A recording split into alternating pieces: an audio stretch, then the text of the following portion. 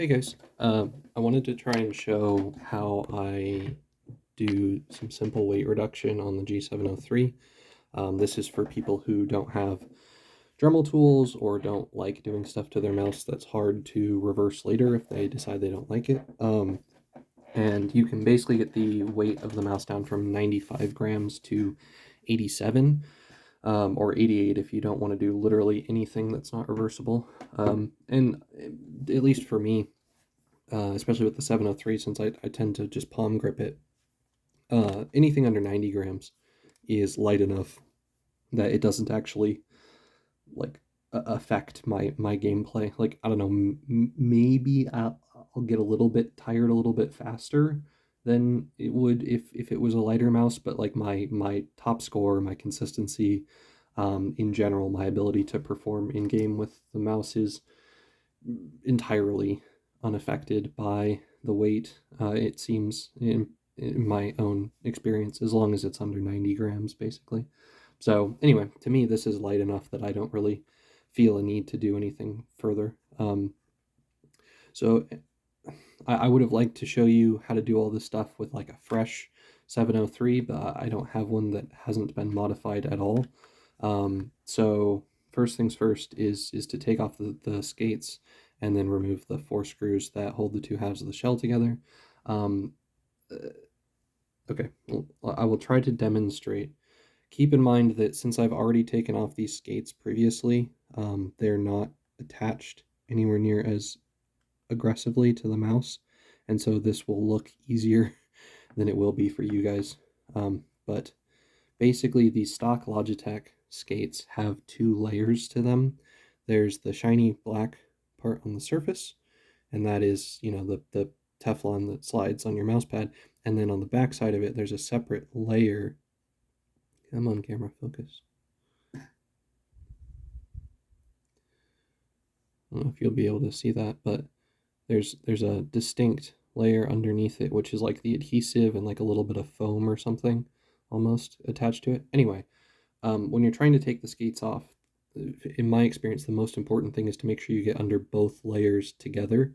If you get the whatever tool you're trying to use to remove the skates between the adhesive and the Teflon, then you're never going to be able to pull them off cleanly enough to even consider reusing them, I don't think. So I get these, they're called spudgers, and they're used for like electronics disassembly and repair. So literally it's a pack of 10 for like $10 or something. You could use a thin screwdriver blade, like a flathead, like one of these, and those work okay too. But I really like the spudgers because they're plastic, and so scraping plastic against other plastic is a lot less likely to damage the mouse or leave scratches behind. Um, and yeah, so anyway, when I'm getting started on these Logitech skates, I use this very pointy end of it, and I'm just trying to get a little bit away from the edge and make sure I'm pressing down firmly into the shell so that it gets under both layers of the skate if possible, and then just slide it in there until it kind of pops loose. And then once that edge of the skate is lifted up, I flip around and use this wider flat side, get under there, kind of as much as it will do easily. Don't push it in, and then put my thumb on top of the skate and kind of lift, but I'm not lifting straight up. I'm trying to lift kind of back that way so that it's pulling the skate a little bit up and towards the back of the spudger, like this. And by pulling more that way instead of this way, it does a better job of keeping the skate intact without creasing it, if that makes sense. And it usually takes a lot more than 2 attempts like that. It's like I'll get a little bit of it to pop loose, and then I'll move the spudger forward and pull again, a little bit more, a little bit more, a little bit more. Anyway, that's how I try to get the skates off cleanly. The screws, every single screw on this mouse fits either a 2mm metric Phillips screwdriver bit or a J0 Phillips screwdriver bit. So those 4 come out, and then when you have the mouse part like this, it'll separate there, but there's still a couple of plastic clips at the front of the 703 that really don't like disconnecting. So I open it up, and inside you can see over here there's this ribbon cable. To free it, use the spudger so you can see better. This little gray, dark gray piece around the top, you need to pop that upward, which unlocks the ribbon cable from the connector, and then you can pull it free. And that's because we're going to keep pushing it this way, and I don't want to stretch this ribbon cable out or damage it. And then to pry the clips up here apart, the best way I found is literally just to keep bending it out this way. And it feels awkward and I hate it, but I haven't found a way of doing that that results in less damage to these little plastic clips here than that. So if you guys have a better method, then awesome, let me know. But that's what I tend to do with it. So that's your 703 separated into two halves.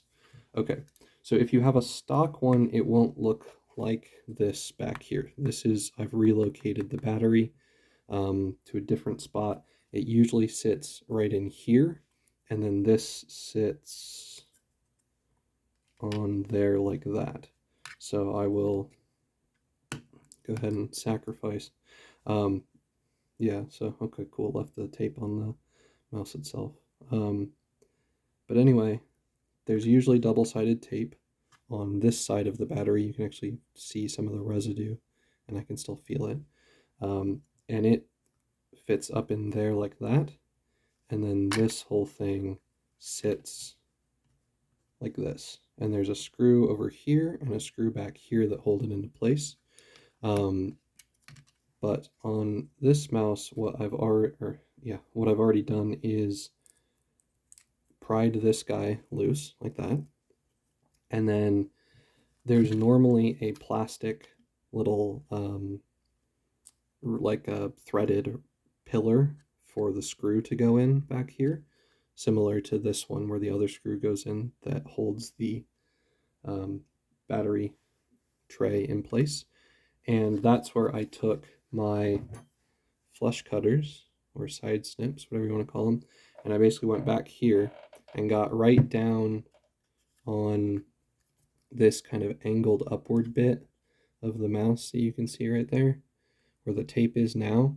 There was a little part that sticks out there, and I just put these right against that slope as far down as I could and cut it off to try and make that a flat surface. And then I put the tape on that flat surface. And then when you reattach the battery back here, you can't really reuse the tape that was on there because you see the cable isn't long enough. You can't really turn it around to get it back there. So that's why you need the double-sided tape, is to put it on this side of the battery so that the battery then can reach back there and be pressed into place. Then the other thing that we do is there's usually a couple of magnets in here, one in there and one in there, right there. And then those are connected to these, oops, losing the screws, to these wires. So that one and that one. And then this plug, this white plastic plug, fits in there some way or another. And that's your wireless charging circuit for the mouse. So there's two wide-headed screws that hold these little metal loops against those magnets. And so in order to remove the whole thing, you take out the two screws and the wires come loose, and then you pull the magnets out. Usually they will actually attach themselves to the screws and come out with the screws like so. And then you just set them to the side, and you don't need to reinstall any of that. Because you've taken the magnets out from where they normally sit in there, this cover plate that holds the optional weight will no longer stay magnetized to it. But that's fine, because this is worth like 1.6 grams or something, even without the weight in it. So I don't put that back in. And then that, just by doing this, gets you a G703 that is 88 grams. The other thing that you can do to remove, well, it's technically like 87.7 grams or something, but anyway, the other thing that you can do is on the back side of this panel, there's a little white plastic cone that I threw away, so I don't have it anymore. But it's there to direct light from one of the RGB LEDs, and try to make sure that it shines the right direction and looks bright and colorful and stuff. But in my experience, even if you clip out that white cone, it still looks exactly the same, so it's not really serving any functional purpose as far as I can tell. And it weighs like 0.7 of a gram. So anyway, there's one screw there that I took out. There's two more back here. There's one between the thumb switches way down there. See if I can find it. And it kind of sits at an awkward angle if you're like me and don't have a particularly thin screwdriver. So just make sure that you push down with enough force once you think you've got it, the screwdriver bit into the hole, that you don't strip it. And then the fifth one is actually right down in there, just ahead of the PCB. And sort of a similar situation, fish around until you think you've got it hooked in to the screw correctly. I definitely didn't. Come on, there. And then just keep enough downward pressure through the back of the screwdriver bit that you aren't gonna strip the screw out. And then there you go. Got that one. So those are the upper three, and then I'll remove these last two from the back. One and final one. Okay. Oh, oh, there we go.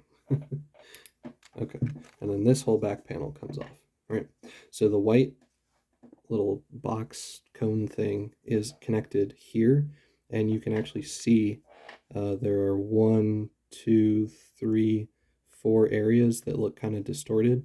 They had little basically plastic rods that stuck up out of them, and then they melted the tops of them to use them as kind of like a makeshift screw.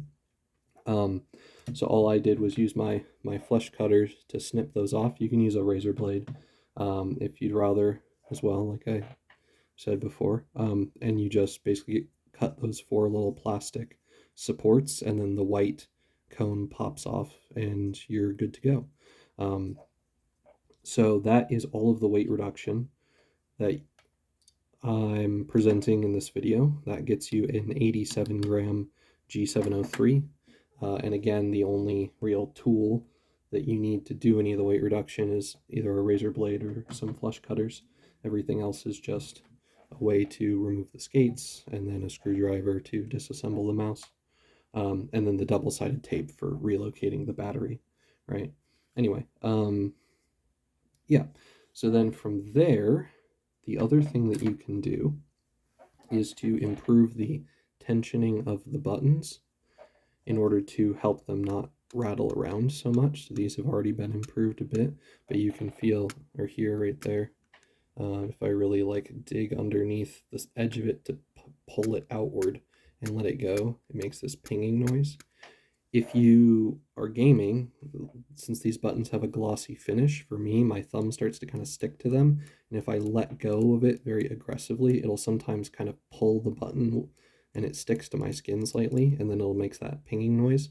So I need to tension the switches slightly more, which reduces their propensity for making that annoying pinging sound. And then sort of similar thing, the main clicks up here. If I let go very aggressively, my finger will kind of tack to the switch when my hands are warm and the plastic is warm after gaming for a while, and it'll make that annoying rattling sound. So I also tensioned these to prevent that from happening, and it just makes the mouse a little bit quieter, feel a little bit higher quality. So if you want to do that part, you will need some aluminum tape.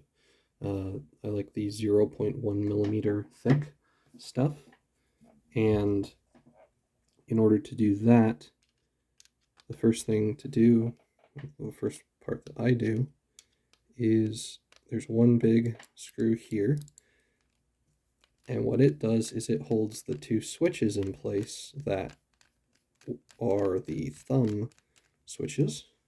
So there's that guy comes out. You can actually see there's a little plastic rectangle that this screw supports, and you want to make sure that the long side of the rectangle, the one that's towards my index finger, is sticking out the side, so that what it actually does is it sits over here and holds the edge of this PCB in place so that it can't lift up. But anyway, once you've done that, then you have to pull the circuit board out. You can kind of gently move it out of the way. And then down in there are the back side of the physical buttons that move when you push the thumb button, you see? And there are locations on the inside of each of those which are the parts that push against these plungers on the thumb switches. And yes, I have swapped these switches out. You don't need to do that just to tension the buttons. That's just an extra thing that I did for this mouse. That's not part of this video. So there are two screws, as you can see there, that help hold the physical thumb buttons in place. And then you kind of have to go about figuring out how you're going to fish them free. There's a little plastic pin here and another one over here that help hold them in place. And I don't really have a great strategy figured out yet for what the best approach to free them is. There's also a little clip kind of down in the middle between the two physical buttons that seems to help hold it in place. So I'm not sure, what the correct process is in terms of which little connector piece to try and free up first. But lift that one so that it can come off. There we go. And once that's off that pin, it becomes easier to get this one off of this pin. I think. Maybe I need to get the middle one taken care of before this one wants to do its thing. No, the middle one's already disconnected. Okay, so it's just being stubborn. Come on. You can do it, I believe. Nearly. There we go. Okay. So you pop that out, and you can see here where I've put the aluminum tape. Right there and there. So that helps to tension those buttons. And I'll actually show a little bit of this because I believe that the rear thumb button, mouse 4, I currently have slightly over-tensioned. So I'm going to peel off that couple layers of aluminum tape I used there. I think there are 3 in total.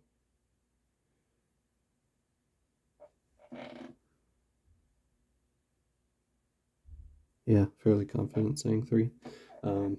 And I'm going to replace that with only, well, I suppose I should replace it with 1 layer and then test it, and then if that's not good enough, replace or add a second layer. But anyway, so I'll cut a strip of aluminum tape and then have to get it separated from the non-stick backing.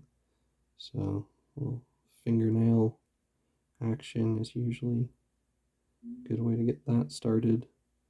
And then in order to peel the entire thing loose, I get my tweezers, hold the reflective sticky part, and then grab the backing with the nails and pull it free.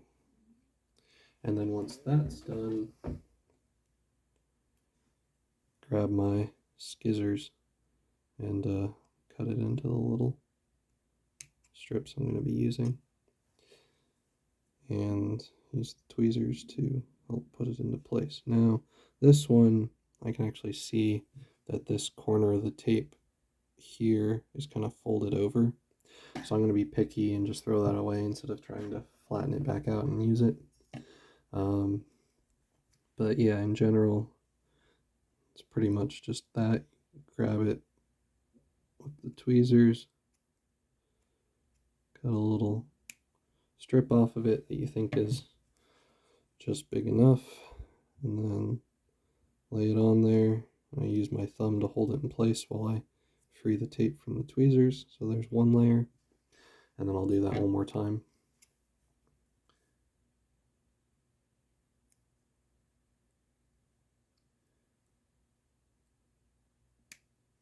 And hope that 2 layers is the correct solution. There we go. So now that's only tension with 2 layers of tape rather than 3. Then I have to fish it back in here, of course, which is almost as awkward as getting it loose in the first place.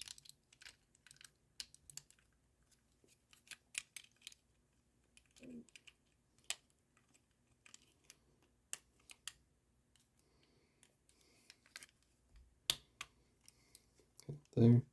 So that's more or less popped into place. And it's pretty unlikely that having the screws still removed would actually affect the click feel significantly, but I've been tricked by that before. So I am going to fully reassemble the thumb buttons before I decide how I feel about it.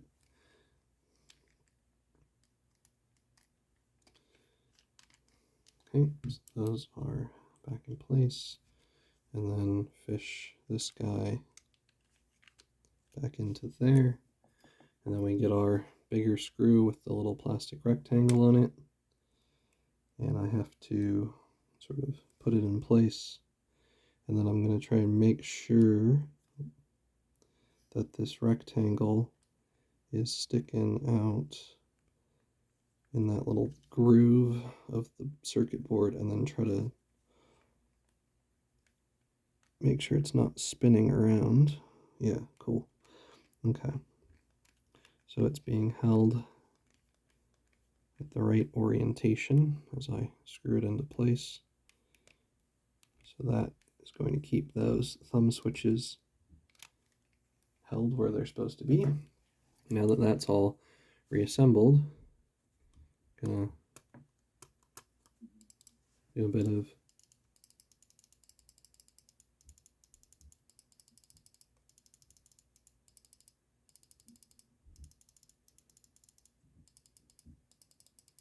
okay. So it still feels perhaps slightly over tensioned compared to the front thumb switch, but it definitely feels better than it did before.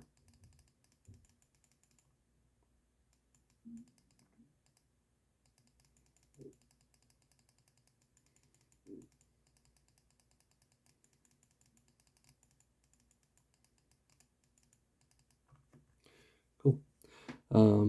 So anyway, if I want to drop that down to 1 layer of tape, I can do that later. But for now, I will show you guys how to do the main buttons. So these guys each have 2 screws. There is one here, and then another one directly behind it.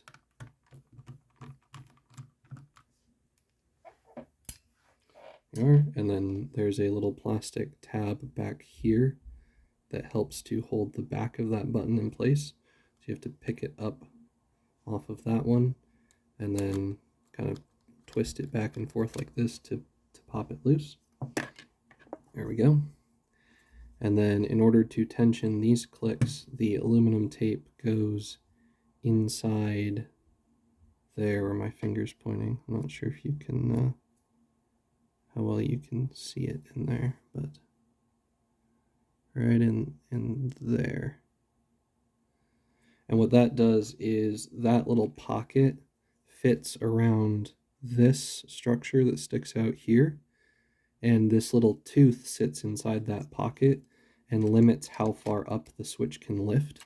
So by putting some extra tape in there, it makes it so the maximum height that the switch can lift is lower, and I reduce that height by adding more layers of tape until it never fully loses contact with the switch's plunger, even when it's lifted up to its highest height. And that gets rid of any excessive rattliness from it. Yeah, anyway, so I now have the click feeling dialed in on these. I wasn't planning on changing the tensioning of these, so I won't show that to you. When in doubt, because the little plastic tooth that affects the maximum upward travel is thinner than the pocket it sits inside of, err on the side of cutting your aluminum tape strips to fit inside here. Err on the side of cutting them a little bit thinner than they need to be rather than trying to fill up the entire width of it. I've had a couple times where I cut them too wide and then they sort of folded over on themselves almost and made the clicks feel a little bit sticky. So much better to have it slightly thinner than perfect compared to wider than it needs to be.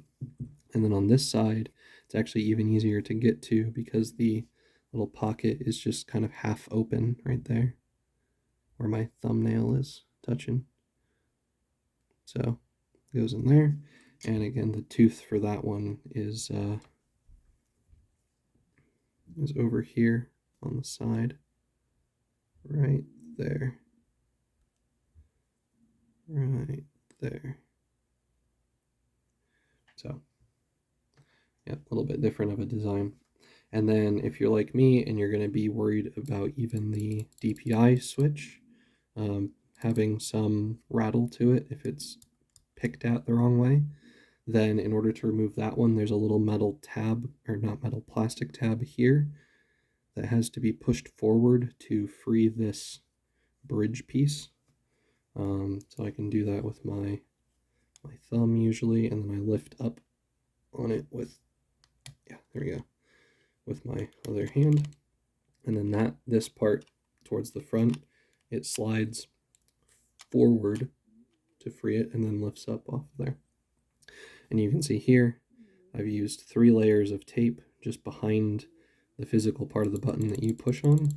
And that fills up space between the top of this button here and the underside of the structure that sits on top of it so that it can't lift up high enough to make this noise, because that's really annoying to hear. So anyway, that is pretty much the whole process for tensioning all of the buttons in the G703. And again, it's kind of a do it to taste. When I first started, I was trying to make sure that it felt like there was literally 0 rattle anywhere in the button, and I tended to end up over tensioning my switches without realizing it. So nowadays, what feels like a tiny bit of rattle when pulling the switch upward is acceptable, and I've sort of, well, yeah, essentially my tastes have changed, because I used to not like that feeling because I thought it was sloppy or not properly controlled. But now that I understand that it's indicative of a sort of maximally healthy switch actuation in terms of being tensioned as much as you can without affecting its function, then I've basically learned that is actually the feeling that is better to aim for, even if I didn't like the feeling of it as much initially. So basically, I'm saying it became an acquired taste, and I don't mind it at all now because I know what it represents in terms of the goodness or the functionality of the tensioning work that I've done to it. So anyhow, it's definitely one of those things where you learn as you do more of it, and you kind of just have to build up some personal experience. But then maybe there are some of you who have a better intuitive feel for it than I did, and you'll get it by the end of your first time tensioning buttons, and then you won't have any problems with it going forward. So anyhow, that is basically how I would go about modifying my G703 if I couldn't solder and didn't have a Dremel tool to do any additional weight reduction. And that gets you still a mouse that has very high quality and functional buttons, and it gets you a mouse that has a great shape, good build quality, and is solidly under 90 grams, so performs well as far as I'm concerned. And basically puts it in a weight category that lets it compete with a lot of the other mice on the market for now. The Death Adder V2 Pro, the Asus Gladius 3 Wireless, they're all kind of in that ballpark of kind of the high 80 gram range. So you can make the Logitech competitor to them have a similar weight without negatively affecting anything really, or having to put extra holes in it, which is pretty nice. So yeah, it just kind of brings it up to like 2021 standards. Now again, I think we've all seen the leaks about the upcoming new version of the Death Adder, and depending on what they've done with the shape and the quality of the buttons now that they have split triggers on it, and depending on what the weight of that mouse ends up being, as well as the price, that guy could very solidly jump ahead of the rest of the competition, but that remains to be seen. Come on, please, slot back in. There, okay, cool. Yeah, so anyway, thank you so much for watching, guys. Hope that was helpful and easier to understand than reading my excessively long comment I posted about doing this on Reddit yesterday. If it was educational, please consider leaving a like on the video. And if you want to see more mods like this, I appreciate you letting me know in the comments.